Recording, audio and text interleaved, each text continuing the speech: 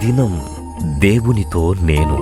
కుటుంబ వ్యవస్థలు, జీవన విలువలు అస్తవ్యస్తంగా మారుతున్న ఈ రోజుల్లో ప్రభువు దాసురాలు రెవరెండ్ డాక్టర్ జాయ్ చెరియన్ గారు దైవ దర్శనంతో ప్రభువు సన్నిధిలో కనిపెట్టి పొందిన 366 విభిన్న ధ్యానాంశములను ప్రతిదినం దేవునితో నేను అనే పుస్తక రూపంలో ప్రపంచానికి అందించారు.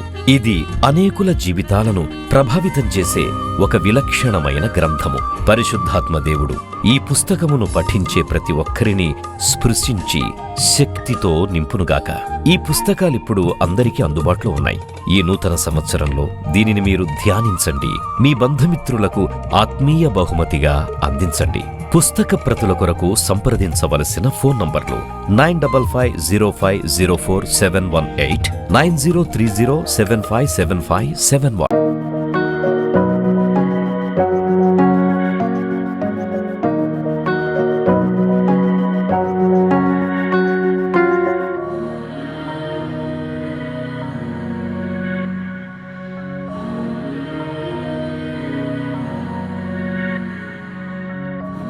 మత్తయి సువార్త 9వ అధ్యాయము 16-17. ఎవడును పాత బట్టకు క్రొత్త బట్ట మాసిక వేయడు, వేసిన ఎడల ఆ మాసిక బట్టను వెలితిపరచును, చినుగు మరి ఎక్కువగును.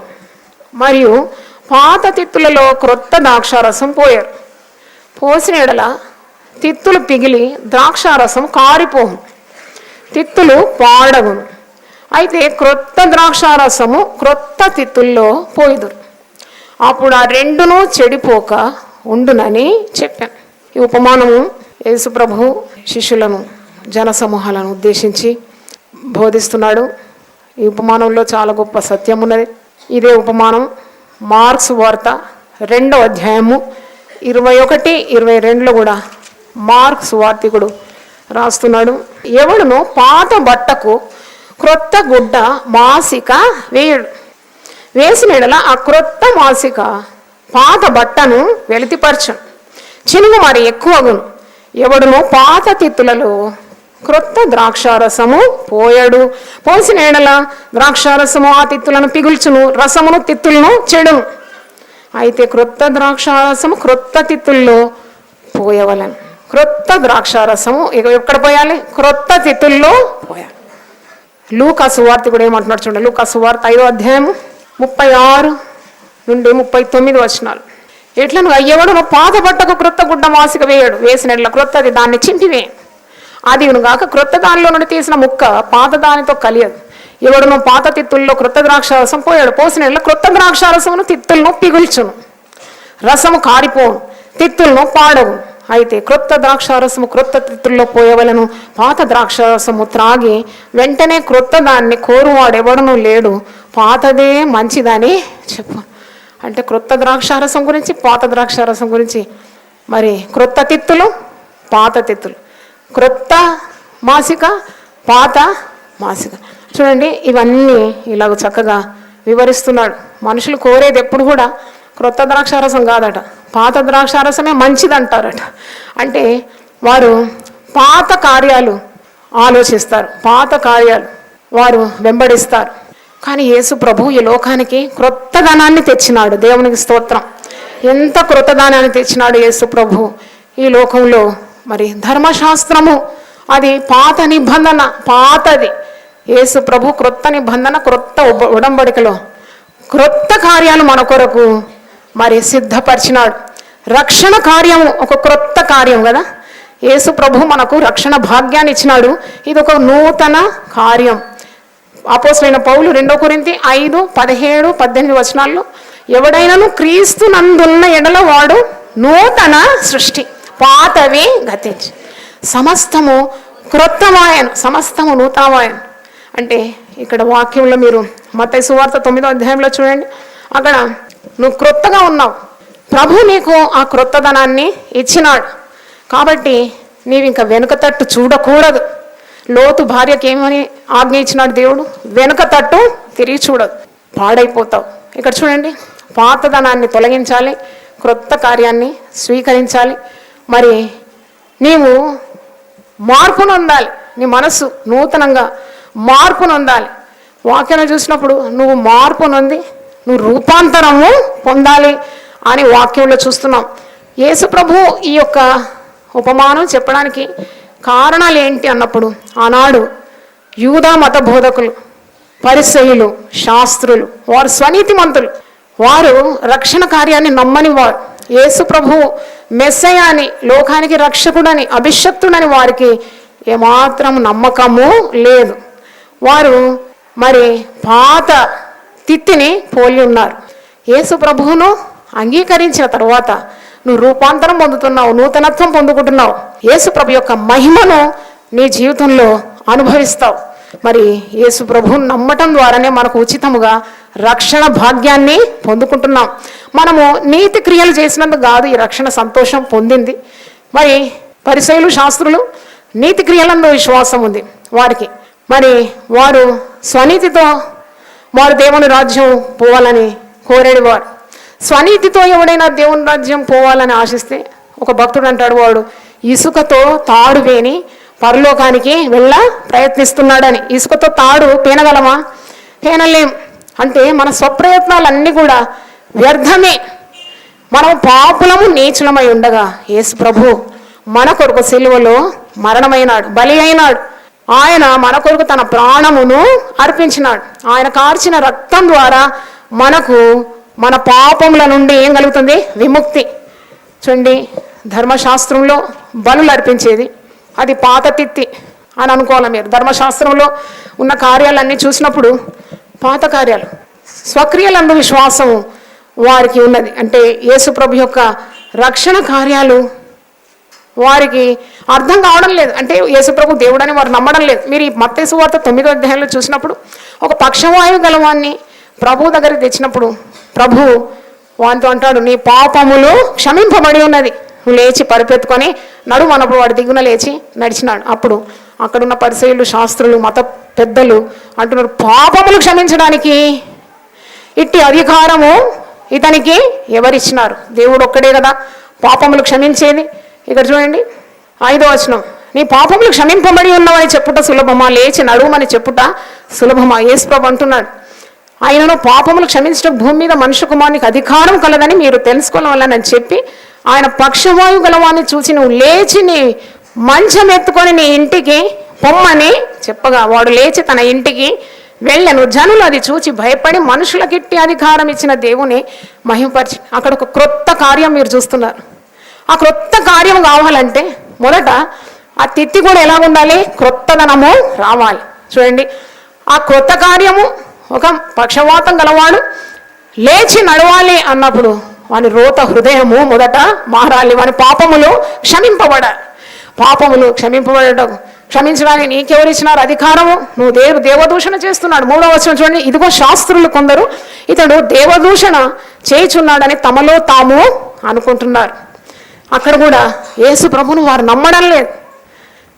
అందుకే ఈ క్రొత్త తిత్తి, పాత తిత్తి, క్రొత్త ద్రాక్షారసం గురించి యేసు ప్రభు ఉపమానం చెప్తున్నాడు. క్రొత్త కార్యాలు వారికి అసలు అర్థం కావడం లేదు. ఎందుకంటే తిత్తులు, పాత కార్యాలు, సాంప్రదాయ ఆచారాలు, ధర్మశాస్త్రంలో ఉన్న కాడి, ఇవన్నీ మోయడానికి వారికి తెలుసు. కానీ యేసు ఇచ్చే గొప్ప విడుదల, స్వస్థత, రక్షణ కార్యము, శాప విమోచన, పాప విమోచన అందు వారికి నమ్మకము లేదు. వారు ఇలాగూ యేసు ప్రభువును విమర్శిస్తూ ఉన్నారు. ఇక్కడ 9వ వచనం చూడండి, మత్తయి సువార్త 9:9. యేసు అక్కడి నుండి వెళ్ళుచు సుంకపు మెట్టు వద్ద కూర్చి ఉండని ఉన్న మత్తయి అని ఒక మనిషిని చూచి నన్ను వెంబడించమని అతనితో చెప్పగా అతడు లేచి ఆయనను వెంబడించి. యేసు చేసే ఇవన్నీ కూడా క్రొత్త కార్యాలు అన్నమాట. ఎవరైనా పాపులను ప్రేమిస్తారా? ఈ లోకరీతిగా చూస్తే పాపులను ఏం చేస్తారు? వారు పాపులై ఉన్నా కానీ పాపులను చూస్తే ద్వేషం. వారికి ఉన్న కొద్ది పవిత్రతతో పాపులను విమర్శిస్తారు, లేక శిక్షిస్తారు. కానీ యేసు ప్రభు అంటాడు, నేను పాపులను రక్షించడానికి ఈ లోకానికి వచ్చిన. సుంకరి మత్తయి తన సువార్తలో తన గురించే రాస్తున్నాడు. శిష్యరికంలోకి యేసు ప్రభు అతన్ని పిలుచుకున్నాడు. సుంకరి అన్నప్పుడు ఏ మంచితనం వారిలో ఉండదు. మరి సువార్తల్లో చూస్తారు కదా, పాపులను సుంకరులు అంటే సుంకరులను పాపులతో సమానంగా ఎంచుతారు. ఎందుకంటే వారు మనుషుల దగ్గర చాలా డబ్బు లాగుతూ ఉంటారు. మోసం, లంచగొండితనం, తో నిండి ఉన్నవారు. అట్టి లంచగొండిని, పాపిని, మత్తయిని సుంకపు మెట్టు దగ్గర కూర్చున్న మత్తయిని ఏమంటున్నాడు? నన్ను నువ్వేం చేయి, వెంబడించు. హల్లెలూయా చెప్తారు ఒకసారి. నాకు యేసు ప్రభులో ఉన్న గొప్ప మహిమ కార్యం ఏంటంటే, పాపులను, నీచులను, అయోగ్యులను, బలహీనులను ఎన్నుకుంటాడు. బలవంతులను సిగ్గుపరచడానికి బలహీనులను ఎన్నుకుంటాడు. పరిశుద్ధులు కూడా సిగ్గుపడడానికి పాపులను ఏర్కుంటాడు. ఏర్పాటైన వారు సిగ్గుపడడానికి ఎన్నిక లేని వారిని ఆయన ఎన్నుకుంటాడు. హల్లెలూయా. ఎన్నిక లేని వారిని ఎన్నుకుంటాడు. చూడండి, మనం ఎక్కడైనా పోతే ఒక టెక్స్టైల్ షాప్ పోయినారనుకోండి, మీరు పాత బట్టలు కొంటారా? క్రొత్తవి కావాలా? క్రొత్తలో మళ్ళీ ఫైన్ క్వాలిటీ కావాలంటారు కదా. ఏం క్వాలిటీ కావాలా? ఫైన్, అన్నీ ఫైన్ కావాలా. చెప్పులు కొనడానికి పోతే ఏ క్లాస్ కావాలంట. కూరగాయలు కొనడానికి పోతే మంచిగా నెగనగా వంకాయలు, బెండకాయలు అన్నీ లేతగా ఉండాలి, మెరుస్తూ ఉండాలి. అటువంటి కూరగాయలు ఏరుకుంటాం. అది మనం చేసే ఎన్నిక. కానీ దేవుని ఎన్నిక, యేసు ప్రభు ఎన్నిక ఎంత వ్యత్యాసంగా ఉంది. ఒకసారి చప్పట్లు కొట్టి దేవుని స్తుతించండి. నేను ఎప్పుడు అనుకుంటాను, అసలు నన్ను ఎందుకు ఎన్నుకున్నాడు యేసయ్య? నేను ఈ లోకంలో కొట్టుకొని పోయేదాన్ని. అంత నేను తెలివిపూర్వకంగానే ఆలోచించేదాన్ని. దేవుడు దయ్యం అంటే నమ్మకమే లేకుండేది. కానీ నన్ను ఎట్లా ఆకర్షించుకున్నావు నువ్వు? అనేకుల కొరకు పనికిరాని పాత్రను నన్ను పరిశుద్ధపరిచి అర్హమైన పాత్రగా ప్రభు ఏం చేస్తున్నాడు? వాడుకుంటున్నాడు. హల్లెలూయా. ఒక సుంకరిని పిలుస్తున్నాడు. మత్తయి పేరేంటండి? మత్తయి. ఆయనలో ఏ మంచితనం లేదు. మనుషులు కూడా అతన్ని అసహించుకుంటారు, ప్రేమించారు. ఎందుకంటే వాడు లంచగొండి, సుంకరి. అట్టి మనుషుని చూచి యేసు ప్రభు ఏమంటున్నాడు? నన్ను వెంబడించు. అతనితో చెప్పగా అతడు లేచి ఆయనను వెంబడించు. ఆయన డబ్బు మూట అంతా వదిలేసినాడట అక్కడ. పడేసి యేసయ్యను వెంబడించినాడు. కానీ సువార్తల్లో మొట్టమొదటి సువార్త ఎవరు రాసినారు? గట్టిగా చప్పట్లు కొట్టడానికి రాస్తారు. హల్లెలూయా. అంటే ఆ పాపికి క్రొత్తదనం ఇచ్చినాడు, క్రొత్త తిత్తిగా మార్చి క్రొత్త ద్రాక్షారసాన్ని పోసినాడు, నింపినాడు. దేవునికి స్తోత్రం. హల్లెలూయా. 10వ వచనం. ఇంటిలో భోజనమునకు యేసు కూర్చొని ఉండగా ఇదిగో సుంకరులు, పాపులను అనేకులు వచ్చి ఆయన శిష్యుల యొద్దను కూర్చుండిరి. యేసు ప్రభు ఒక గృహంలో భోజనాన్ని కూర్చున్నప్పుడు యేసు ప్రభు ఎక్కడుంటే అక్కడ సుంకరులు, పాపులందరూ చేరుకుంటారంట. బెల్లం చుట్టూ ఈగలు. అభిషేకం అన్నమాట. అభిషేకం ఉన్న వ్యక్తుల చుట్టూ ఉంటారు మనుషులు. అలాగే యేసయ్య చుట్టూ ఉన్నారు. ఎవరున్నారు? పాపులు, సుంకరులు. మరి పరిశుద్ధుడైన ప్రభువు ఈ పాపులను, ఈ నీచులను ఏమి చేయగలడు? పరిశుద్ధపరచగలడు. దేవుని స్తోత్రం. పరిశుద్ధపరచగలడు. సరే, ఈ పాపులు, సుంకరులు ఆయన వద్దకు వచ్చినారు. పరిసయ్యులు మళ్ళా చూస్తున్నారు. ఎప్పుడు యేసు ప్రభు వెంబడి విమర్శకులు ఉంటారు. ఎవరు తెలుసా? ఈ యూద మత బోధకులు, ఈ ధర్మశాస్త్రంలో చాలా నేర్పరితనం ఉన్న పరిసయ్యులు, ఈ యొక్క శాస్త్రులు. వారు యేసు అంటే వారికి గిట్టడం లేదు. ఎందుకంటే యేసు దేవుడు అని వారు అంగీకరించడం లేదు, లోక రక్షకుడు అని వారు నమ్మడం లేదు. ధర్మశాస్త్రంలో ఉన్నవన్నీ నమ్ముతున్నారు. కానీ యేసు ప్రభు ఈ లోకానికి మరి క్రొత్త నిబంధనను స్థిరపరచడానికి వచ్చినాడు. దేవునికి స్తోత్రం. ధర్మశాస్త్రం ప్రకారం పాపం వలన నీకు జీతం ఏంటి? మరణమే. కానీ క్రీస్తు యేసు నందున్న నీకు ఏ శిక్షా విధి లేదు. హల్లెలూయా. చప్పట్లు కొట్టి దేవుని స్తుతించు. హల్లెలూయా. అంటే పాత నిబంధన క్రియలు, ఆచారములు, బలులు, పండుగలు మొదలగు వాటి మీద వారు ఆధారపడుతున్నారు. అది అసంపూర్ణమైనది. కానీ క్రొత్త నిబంధన అన్నప్పుడు కేవలము యేసు రక్తం ద్వారా నీకు రక్షణ, విమోచన, స్వస్థత. హల్లెలూయా. క్రీస్తు నీకు విమోచన, క్రీస్తు నీకు నీతి, క్రీస్తు నీకు పరిశుద్ధత, క్రీస్తే నీకు జ్ఞానము. హల్లెలూయా. ఆ క్రొత్తదనాన్ని అనుభవించాలని యేసు ప్రభు కోరుతున్నాడు. ఇక్కడ సుంకరులు, పాపులు అందరు యేసు ప్రభు చుట్టూ కూర్చొని ఉన్నారు. అప్పుడు పరిసయ్యులు, వారు యేసు ప్రభు అంటే వారికి గిట్టదు. మరి వారు చూసి ఏమంటున్నారంటే, మీ బోధకుడు సుంకరులతోనూ పాపులతోనూ కలిసి ఎందుకు భోజనము చేయుచున్నాడని ఆయన శిష్యులను అడుగుతున్నారు. ఏంటి మీ బోధకుడు ఎందుకు పాపులతో, సుంకరులతో సహవాసం తీసుకున్నాడు? వారితో కలిసి ఏంటి భోజనం చేస్తున్నాడు అన్నప్పుడు ప్రభు ఒక మాట అంటాడు. 21వ వచనం. ఆయన ఆ మాట విని, ఎవరు ఆ మాట విన్నారు? యేసు ప్రభు ఆ మాట విని రోగులకే గాని ఆరోగ్యం గల వారికి వైద్యుడు అక్కరలేదు కదా. హల్లెలూయా. పాపికి రక్షకుడు అవసరం. అందుకే అంటున్నాడు రోగులకే మరి వైద్యుడు అవసరం, ఆరోగ్యం గలవానికి వైద్యుడు అక్కర్లేదు. అయితే నేను పాపులను పిలువవచ్చితిని కానీ నీతిమంతులను పిలువ రాలేదు. పాతవి గతించిపోవాలి, క్రొత్తవి ఆరంభం కావాలి. మనం పాత నిబంధనలో ఎన్ని కార్యాలు ఉన్నాయి రక్షణ కొరకు. వారు ఏమి విశ్వసిస్తున్నారు? వారు అంటున్నారు క్రియల ద్వారానే రక్షణ. కానీ క్రొత్త నిబంధనలో యేసు ప్రభు నిబంధనలో విశ్వాసం ద్వారా రక్షణ. హల్లెలూయా. నువ్వు రక్షింపబడడానికి ఏమి నీతి క్రియలు చేసినావు? నీవు హృదయమందు విశ్వసించినావు, నోటితో ప్రభు అని ఒప్పుకున్నావు. తన నామంలో ప్రార్థించు వాడెవడో వాడు రక్షింపబడును. హల్లెలూయా. కనుక పాత నిబంధన, క్రొత్త నిబంధన. క్రొత్త నిబంధనలో యేసు ప్రభు ఒకేసారి మరి ప్రజల పాప పరిహారం నిమిత్తం, పరిహారార్థం ఆయన సిలువనెక్కి తన ప్రాణాన్ని ఒకేసారి బలిగా అర్పించినాడు. పాత నిబంధనలో ప్రతిసారి ఏట వారు బలులు అర్పించాలి. మానవులైన యాజకుల మీద వారు ఆశ్రయించినారు. కానీ క్రొత్త నిబంధనలో నిరంతరము యాజకత్వం గలవాడు మన ప్రభువు. హల్లెలూయా. మీరు హెబ్రీలకు రాసిన పత్రిక 7వ అధ్యాయంలో చూసినప్పుడు 7వ అధ్యాయము 23 నుండి చదువుతున్నాను. మరియు ఆ యాజకులు మరణం పొందుట చేత ఎల్లప్పుడూ ఉండ సాధ్యము కానందున అనేకులైరి గాని ఈయన నిరంతరము ఉన్నవాడు గనుక మార్పులేని యాజకత్వము కలిగిన వాడు. ఈయన తన ద్వారా దేవుని యొద్దకు వచ్చి వారి పక్షమున విజ్ఞాపన చేయుటకు నిరంతరము జీవించున్నాడు గనుక వారిని సంపూర్ణముగా రక్షించుటకు శక్తిమంతుడై ఉన్నాడు. హల్లెలూయా. సంపూర్ణంగా రక్షిస్తాడు. మరి మత్తయిని పిలిచినాడు కదా. మత్తయికి ఏం తెలుసు? పాపపు కార్యాలే తెలుసు, మందిని మోసం చేయడం తెలుసు. కానీ మార్చుకున్నాడు కదా, క్రొత్తదనం ఇచ్చినాడు, మార్చినాడు, సువార్థికుడు అయిపోయినాడు, అపోస్తలుడు అయిపోయినాడు మత్తయి. అలాగే పేతురుని పిలిచినాడు. పేతురు విద్యలేని పామరుడు, పిరికివాడు. కానీ యేసు తన ఆత్మతో నింపి భక్త కోటికి అపోస్తలుడుగా, లోకాన్ని తలక్రిందులు చేసేవాడుగా మార్చుకున్నాడు. జక్కయ్యను పిలిచినాడు కదా. జక్కయ్య పాపి, సుంకపు గుత్తదారి. యేసయ్యను చూడాలని ఆశించినప్పుడు యేసయ్య జక్కయ్య ఇంటికి, గృహానికి వెళ్ళినాడు. నేను ఈ ఇంటికి రక్షణ వచ్చింది. చప్పట్లతో దేవుని స్తుతిద్దాం. హల్లెలూయా. అంటే చూడండి, యేసు ప్రభువు వారు చేసిన నీతి క్రియలు కాదు, కానీ వారు చేసిన బలులు కాదు, కానీ యేసు ప్రభు ప్రతి ఒక్కరి పాపం నిమిత్తం తానే పాప పరిహారార్థ బలిగా మారినాడు. యేసు ప్రభు నామంలో మనకు రక్షణ కలుగుతుంది. దేవునికి స్తోత్రం. అందుకే పాత కార్యాలన్నీ విశ్వాసి మర్చిపోవాలి. క్రొత్త ద్రాక్షారసము, నూతనత్వం నీకు ఇస్తున్నాడు.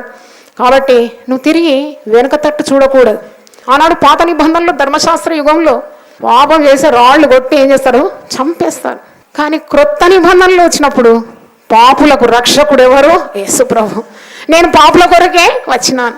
ఆరోగ్యం ఉన్నవానికి వైద్యుడు అక్కర్లేదు, రోగికి వైద్యుడు అవసరం. చూడండి ఎంత క్రొత్తదనం వచ్చేసింది క్రొత్త నిబంధనలో. మనం క్రొత్త నిబంధన యుగంలో ఉన్నాను. ఒకసారి చప్పట్లు కూడా దేవుని స్తుతించండి. హల్లెలూయా, హల్లెలూయా. చూడండి, పాత నిబంధన పాత తిత్తి అన్నమాట, క్రొత్త నిబంధన క్రొత్త తిత్తి. క్రొత్త తిత్తిలో క్రొత్త ద్రాక్షారసం. హల్లెలూయా, గట్టిగా చెప్పండి. నాకెప్పుడు నేను దేవుని స్తుతిస్తాను. దేవా, ధర్మశాస్త్ర యుగంలో నేను పుట్టనందుకు నీకు స్తోత్రం. ప్రతిసారి తప్పు చేసినప్పుడు ఎల్లా ఎడ్లు గొడ్లు తీసుకొని ఆలయానికి వెళ్ళాలి బలులు అర్పించడానికంటే ఆ బాధనే మనకు లేదు. పవిత్రుడును, 26వ వచనం, మన యేసు ప్రభు ఎలాంటి వాడు? పవిత్రుడును, నిర్దోషియు, నిష్కల్మషుడును, పాపులలో చేరక ప్రత్యేకముగా ఉన్నవాడును, ఆకాశ మండలం కంటే మిక్కిలి హెచ్చయవాడు అయిన ఇట్టి ప్రధాన యాజకుడు మనకు హల్లెలూయా భయపడే అవసరము లేదు. అమూల్యమైన వాడని పేతురు అంటాడు. మొదటి పేతురు చూడండి, 1వ అధ్యాయము 18వ వచనం చూస్తున్నాం. పేతురు రాసిన మొదటి పత్రిక 1వ అధ్యాయము 18 పితృపారంపర్యమైన మీ వ్యర్థ ప్రవర్తనను విడిచిపెట్టున్నట్లుగా. చూడండి, పితృపారంపర్యమైన వ్యర్థ ప్రవర్తన, వ్యర్థ ప్రవర్తన అంటున్నాడు పేతురు భక్తుడు. మనం యేసు ప్రభువులో విశ్వాసం ఉంచేవారం, వ్యర్థ ప్రవర్తనలు ఏం చేయాలి? విడిచిపెట్టాలి. వ్యర్థ ప్రవర్తన విడిచిపెట్టాలి. వెండి బంగారముల వంటి క్షయ వస్తువుల చేత మీరు విమోచింపబడలేదు కానీ ఎటువంటి రక్తం ఇది? అమూల్యమైన రక్తము చేత, అనగా నిర్దోషమును నిష్కళంకమునగు గొర్రె పిల్ల వంటి క్రీస్తు రక్తము చేత విమోచింపబడతారని మీరు ఎరుగుదురు కదా. చూడండి, మన విలువ అన్నమాట ఇది. అమూల్యమైన, పరిశుద్ధమైన, నిష్కళంకమైన, నిర్దోషమైన యేసు రక్తం చేత మనము కొనబడిన వారు. హల్లెలూయా. క్రీస్తు రక్తం చేత కొనబడిన వారు కనుక మన పాత స్వభావాలన్నీ కూడా ఏం చేయాలి? విడిచిపెట్టాలి. వ్యర్థ ప్రవర్తనలన్నీ కూడా విడిచిపెట్టాలి. ఈ ఉపమానం అందుకే మత్తయి సువార్త 9వ అధ్యాయంకు రండి, 16వ వచనం. ఇక్కడ ఇంతకుముందు 14-15లో చూసినప్పుడు యోహాను శిష్యులు వారు ఉపవాసం ఉంటున్నారు. యేసు ప్రభు శిష్యులు వారు ఉపవాసం ఎందుకు లేరు అని యేసు ప్రభువును వారు ప్రశ్నిస్తున్నారు. అప్పుడు యేసు ప్రభు మంచి జవాబు ఇస్తున్నాడు. ఉపవాసం అనేది మనుషులను చాటించేది కాదు. ఉపవాసం అంటే ఏదో నీ భక్తి ప్రదర్శించుకునే కార్యము కాదు. యేసుప్రభు మాటల్లో ఎంతో అర్థం ఉన్నది. యేసుప్రభు నీతో ఉన్నాడు. ఉపవసించడం అంటే నువ్వు దేవునితో సహా వసిస్తున్నావు. హల్లెలూయా. కానీ నువ్వు అవును ఉపవాసం, యేసుప్రభు కూడా 40 రోజులు ఉపవాసం ఉన్నాడు, శక్తి పొందుకున్నాడు, సాతాన్ని ఎదిరించగలిగినాడు. అంటే మన జీవితంలో కూడా ఉపవాసం మనము ఇతరులకు మరి ప్రకటించడానికి కాదు. ఉపవాసం నీకు నీ దేవునికి ఉన్న బంధాన్ని చక్క చేసుకోవడం, పరిశుద్ధపరచుకోవడం, మరి నీ ప్రార్థనలు దేవునికి చేరడానికి, నిన్ను నీవు సరి చేసుకోవడానికి ఉపవాసం చేయాలి. అందుకే యేసు ప్రభు మత్తయి సువార్త 6వ అధ్యాయంలో కూడా ఉన్నాడు, మీరు ఉపవాసం చేసినప్పుడు మీ ముఖములు వికారము చేసుకోకూడదు, మీ తలంటుకోవాలి, మీరు పరిశుద్ధంగా ఉండాలి. ఎందుకంటే రహస్యమందు చూసు నీ తండ్రి నీకు. చప్పట్లు కొట్టి దేవుని స్తుతించాలి. నువ్వు ఏ కార్యం చేసినా నీలో ఆ క్రొత్త తిత్తిలో ఉన్నావు, నువ్వు నూతన స్వభావంలో క్రొత్త ద్రాక్షారసమైన ఆ యేసు ప్రభువుతో నింపబడి ఉన్నావు కాబట్టి నీకు దిగులు లేదు, నీకు ఏ కీడు లేదు. నీవు చేసే పనులన్నీ కూడా నీవు రహస్యంగా చేసినా పరస్యంగా చేసినా ఆ పరమ తండ్రి నిన్నేం చేస్తున్నాడు? చూస్తున్నాడు. రహస్యమందు నీవు ఉపవాసం ఉండి రహస్యమందు నువ్వు ప్రార్థన చేసిన దేవుడు ఆ ప్రార్థనకు జవాబిస్తున్నాడు. నీ ప్రార్థన కూడా పవిత్రంగా ఉండాలి. నామకే వాస్తే కాదు అంటారు కదా, ఎందుకు పోయినా గుడి కంటే నామకే వాస్తే, ఎందుకు ప్రార్థన నామకే వాస్తే. 40 రోజులు శిలువ ధ్యానాల్లో ఉపవాసమా? నామకే వాస్తే క్రైస్తవులము కాము. మనం నిజ క్రైస్తవులం, నిజ దేవుని అనుసరిస్తున్నాం, ప్రభు మనలో ఉన్నాడు కనుక ఈ క్రొత్తదనం నీకు తప్పకుండా కలిగి ఉండాలి. చూడండి, పాత తిత్తుల్లో కొత్త ద్రాక్షారసం పోయారు. పాత తిత్తుల్లో పోస్తే ఈ క్రొత్త ద్రాక్షారసం పోస్తే అది పిగిలిపోయి రసం కారిపోయే ప్రమాదం ఉంది. కాబట్టి ప్రభు ఏమంటున్నాడు? పాత తిత్తుల్లో క్రొత్త ద్రాక్షారసం పోయారు, పోసిన తిత్తులు పిగిలిపోను, ద్రాక్షారసము పారిపోను, తిత్తులు పాడగును. అయితే క్రొత్త ద్రాక్షారసము క్రొత్త తిత్తుల్లో పోయిదు, అప్పుడు ఆ రెండును చెడిపోక ఉండు.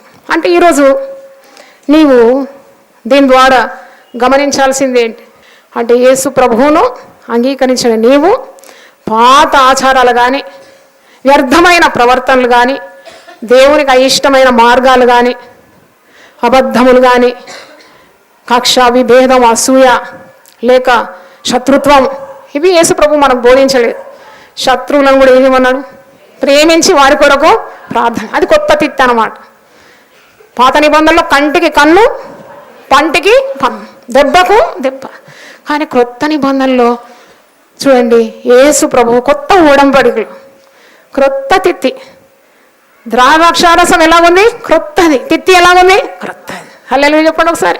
కనుక నీవు క్రొత్త తిత్తిలో పోయబడిన క్రొత్త ద్రాక్షారసం వలె ఉండాలని ఈ ఉపమానం మనకు బోధిస్తుంది. నేను ముగిస్తున్నాను, ప్రార్థన చేసుకుందాం. హల్లెలూయా. ప్రతి ఒక్కరు కూడా ప్రార్థన చేయండి. ప్రభువా, పాత తిత్తిలో క్రొత్త ద్రాక్షారం పోస్తే క్రొత్త ద్రాక్షారసం వల్ల ఆ పాత తిత్తి పిగిలిపోయి ద్రాక్షారసం కారిపోతుంది. యేసు ప్రభు ఉపమానం చెప్తున్నాడు. ఒకసారి నిన్ను మేము అంగీకరించిన తర్వాత పాత వ్యర్థమైన పితృ పారంపర్యమైన వ్యర్థ ఆచారాలన్నీ కూడా మేము వదిలిపెట్టి నూతన స్వభావము, నూతన తైలం, నూతన అభిషేకము ప్రభా, నూతన మరి కార్యంతో మేము నిన్ను ఘనపరచడానికి మాకు సహాయం దయచేయండి. మమ్మల్ని ముట్టండి, మమ్మల్ని తాకండి, మమ్మల్ని నూతనపరచండి ప్రభువా. ప్రభువా, నూతన కార్యాలు మా జీవితంలో మేము చూడాలి ప్రభువా. నీకు స్తోత్రం. నీ శక్తిని మేము చూడాలి. దేవుని వాక్యం వింటున్న ప్రతి ఒక్కరిని మీరు వారి తల మీద నీ హస్తముంచి పాతవి, నీచమైనవి, పాపము ప్రభువా, భయము, ఓ తండ్రి, నీకు అసహ్యమైన నీచ కార్యాలన్నీ కూడా బంధిస్తున్నాము గొప్ప దేవా. నాయన నీకు స్తోత్రం. నూతనత్వం దయచేయండి, నూతనాత్మతో నింపుమని ప్రభువా, క్రొత్త తిత్తిగా క్రొత్త ద్రాక్షారసాన్ని మేము పొందుకోవడానికి మాకు కృప దయచేయమని, అనేకులకు ఆశీర్వాదకరంగా నైనా ఎంత దీవెనకరంగా అలాగ మమ్మను మార్చగలవు ప్రభువా. నీకు స్తోత్రం. చేతులెత్తి మమ్మల్ని దీవించమని యేసు నామములో అడుగుతున్నాను తండ్రి, ఆమేన్. దేవుడు మనల్ని సమృద్ధిగా ఆశీర్వదించును గాక. ఈ దినం దేవునితో నేను. కుటుంబ వ్యవస్థలు, జీవన విలువలు అస్తవ్యస్తంగా మారుతున్న ఈ రోజుల్లో ప్రభువు దాసురాలు రెవరెండ్ డాక్టర్ జాయ్ చెరియన్ గారు దైవ దర్శనంతో ప్రభువు సన్నిధిలో కనిపెట్టి పొందిన 366 విభిన్న ధ్యానాంశములను ప్రతిదినం దేవునితో నేను అనే పుస్తక రూపంలో ప్రపంచానికి అందించారు. ఇది అనేకుల జీవితాలను ప్రభావితం చేసే ఒక విలక్షణమైన గ్రంథము. పరిశుద్ధాత్మ దేవుడు ఈ పుస్తకమును పఠించే ప్రతి ఒక్కరిని స్పృశించి శక్తితో నింపునుగాక. ఈ పుస్తకాలిప్పుడు అందరికీ అందుబాటులో ఉన్నాయి.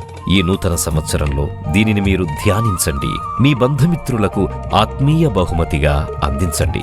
పుస్తక ప్రతుల కొరకు సంప్రదించవలసిన ఫోన్ నంబర్లు 9550504718, 9030757571.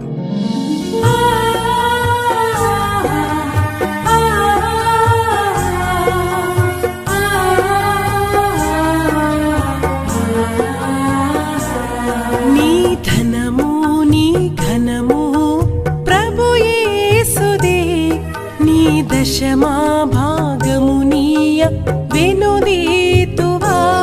నీ ధనము నీ ఘనము ప్రభు యేసుదే, నీ దశమా భాగమునీయ వెనుదీతువా. ధరలోన ధనధాన్యములనీయగా కరుణించి కాపాడి రక్షింపగా. ధరలోన ధనధాన్యములనీయగా కరుణించి కాపాడి రక్షింపగా. పరలోకనాదుండు నీకీయగా మరి యేసు కొరకీయ వెనుదీతువా. పరలోకనాదుండు నీకీయగా మరి యేసు కొరకీయ వెనుదీతువా. నీ ధనము నీ ఘనము ప్రభు యేసుదే, నీ దశమా భాగమునీయ వెనుదీతువా.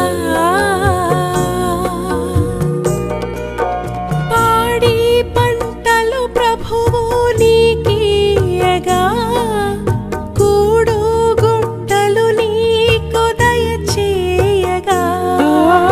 పాడి పంటలు ప్రభువు నీకీయగా కూడు గుట్టలు నీకు దయచేయగా.